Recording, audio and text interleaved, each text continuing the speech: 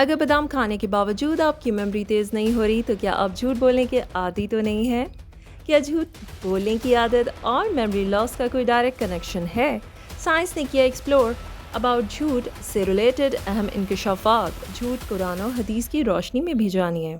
Dear viewers, I'm Faiza Shah and you're watching Tabiya channel۔ اگر آپ جاننا چاہتے ہیں ان تمام اہم معلومات کو تو چینل کو سبسکرائب، لائک اینڈ شیئر کیجیے، ویڈیو کو اینڈ تک لازمی دیکھیے۔ Dear viewers، بادام آپ کے دماغ کو طاقت ضرور دے گا لیکن ایک بری عادت آپ کی ہیلدی مائنڈ کو ڈیمیج بھی کر سکتی ہے۔ Dear viewers، اب بات کرتے ہیں سائنٹیفک پوائنٹ آف ویو سے۔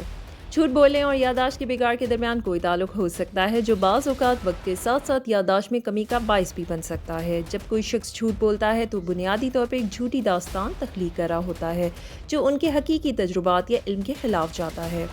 اس من گھڑت کہانی کے لیے دماغ کو نئی معلومات بنانے اور ذخیرہ کرنے کی ضرورت ہوتی ہے جس کی جڑیں حقیقت میں نہیں ہیں۔ نتیجے کے طور پہ جھوٹ بولنے سے یادداشت کو متاثر کرنے کے چند طریقے ہیں۔ میموری ڈسٹوریشن، بار بار جھوٹ بولنا من گھڑت تفصیلات کے ساتھ سچی یادوں کی آمیزش کا باعث بن سکتا ہے۔ وقت گزرنے کے ساتھ افراد کو حقیقی واقعات اور ان کی تخلیق کردہ غلط معلومات کے درمیان فرق کرنا مشکل ہو سکتا ہے۔ یہ یادداشت کے بگاڑ اور درست یاد کو کمزور کرنے میں معاون ثابت ہو سکتا ہے۔ علمی بوجھ، جھوٹ پر نظر رکھنے اور مسلسل کہانی کو برقرار رکھنے کے لیے علمی کوشش کی ضرورت ہوتی ہے۔ یہ علمی بوجھ دماغی وسائل کو دوسرے کاموں سے ہٹا سکتا ہے، بشمول میموری کو یاد کرنا۔ جب دماغ جھوٹ کو سنبھالنے میں مصروف ہو جاتا ہے تو دوسرے حقیقی تجربات کو یاد رکھنا زیادہ مشکل ہو سکتا ہے۔ انتخابی بھول جانا، دماغ کی صلاحیت محدود ہوتی ہے اور جھوٹ بولنے سے من گھڑت معلومات کو ایڈجسٹ کرنے کے لیے حقیقی واقعات کو منتخب فراموش کیا جا سکتا ہے۔ اس کے نتیجے میں یادداشت میں خلا اور سچے واقعات کو یاد کرنے میں دشواری ہو سکتی ہے۔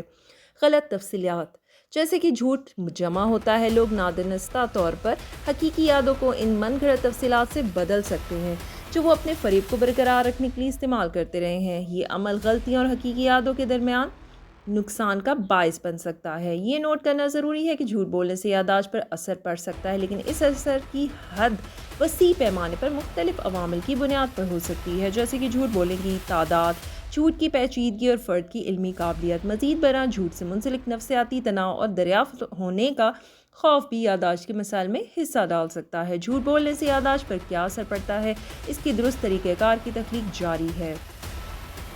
میموری لاس کے ایشو کے علاوہ سائنس اور بھی بہت کچھ کہتا ہے جھوٹ سے ریلیٹڈ۔ جھوٹ بولنے کے لیے اکثر غلط معلومات پر نظر رکھنے اور ایک مستقل کہانی کو برقرار رکھنے کی ضرورت ہوتی ہے۔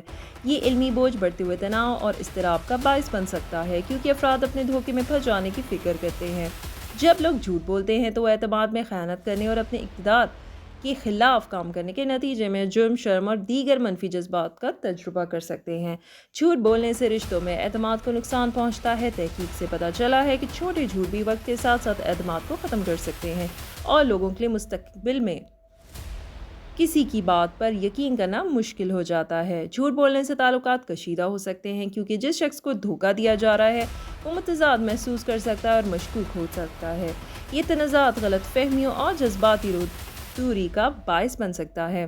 جھوٹ کو برقرار رکھنے کے لیے من گھڑت تفصیلات کو یاد رکھنے اور تذرات سے بچنے کے لیے علمی کوشش کی ضرورت ہوتی ہے۔ یہ علمی بوجھ زندگی کے دیگر شعبوں میں علمی کام کاج اور فیصلہ سازی کو متاثر کر سکتا ہے۔ اگر آپ اس موضوع کو مزید دریافت کرنے میں دلچسپی رکھتے ہیں تو آپ نفسیات اور علمی سائنس پر علمی مضامین پڑھنے پر غور کر سکتے ہیں۔ آئی ہوپ ڈیئر ویورز آپ کو آج کا ٹاپک اچھا لگا ہو اور آج کا لیسن یہ ہے کہ کائنڈلی جھوٹ نہ بولیں، اپنی میموری کو رکھیں ایکٹیو اور ثواب کمائیے سچ بول کر۔ اپنا خیال رکھیں۔ اللہ حافظ۔